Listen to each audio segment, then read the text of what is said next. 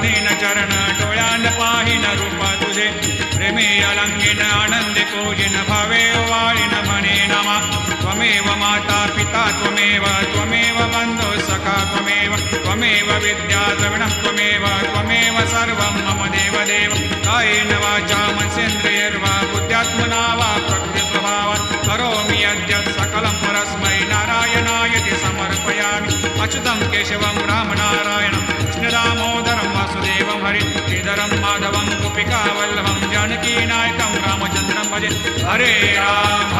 राम राम हरे हरे हरे कृष्ण कृष्ण कृष्ण हरे हरे श्री गुरुदेवा दत्त अनंता तुला ते कसे रे स्तवावे अनंता तुला ते कसे रे नमा